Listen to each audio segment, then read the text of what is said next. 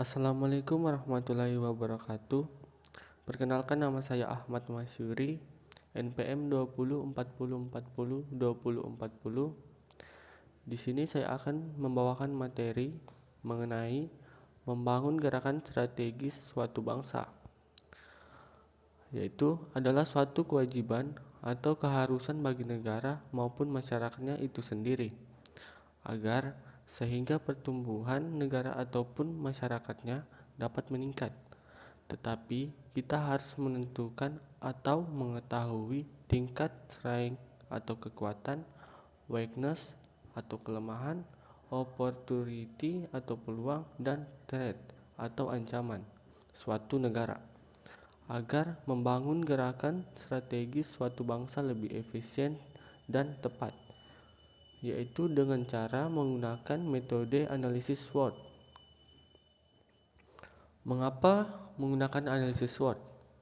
Yaitu untuk menentukan strategi yang tepat atau tujuan tercapai dengan pengorbanan yang paling efisien.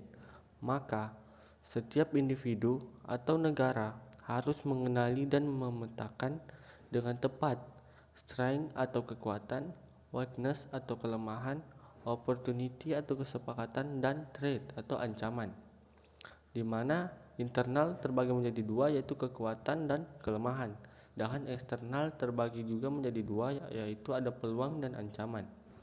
Jika kita ingin menilai suatu negara, kita dapat melihat apakah negara tersebut berada di SO atau kekuatan tinggi, peluang tinggi, atau di ST, ancaman rendah, kekuatan tinggi, atau di WO, kelemahan tinggi, peluang rendah, atau di WT, kelemahan rendah, ancaman rendah.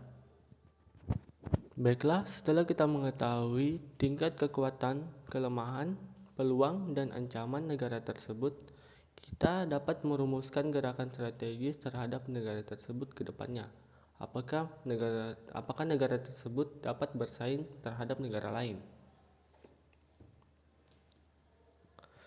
Yang pertama, seperti contoh di gambar, yaitu ada negara Jepang dan Jerman memiliki strategi berkesinambungan, di mana memiliki kekayaan yang tinggi dan daya saing yang kuat.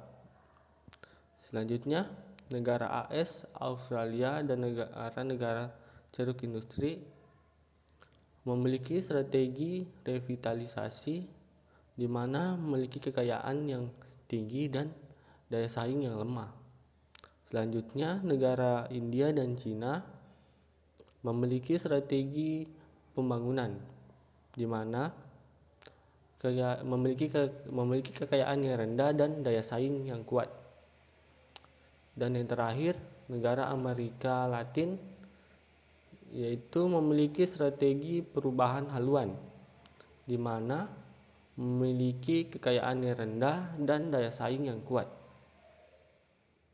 Baiklah, kesimpulannya yaitu analisis SWOT adalah mengidentifikasi berbagai faktor secara sistematis guna merumuskan strategi pembangunan atau peningkatan negara, di mana analisis SWOT ini didasarkan pada logika yang dapat memaksimalkan kekuatan dan peluang, namun secara bersamaan dapat meminimalkan kelemahan dan ancaman.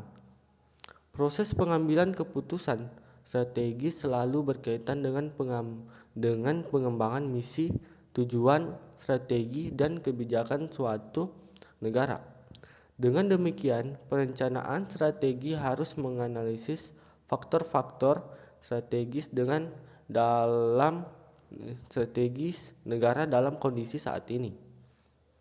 Kegunaan analisis SWOT tidak terbatas. Analisis SWOT dapat digunakan dalam setiap situasi pengambilan keputusan ketika keadaan akhirnya yang diinginkan telah ditetapkan. Contohnya antara lain yaitu digunakan dalam perencanaan pra-krisis dan pencegahan krisis suatu negara. Sekian dari saya, kurang dan lebihnya mohon dimaafkan. Wabillahi taufiq wal hidayah. Wassalamualaikum warahmatullahi wabarakatuh.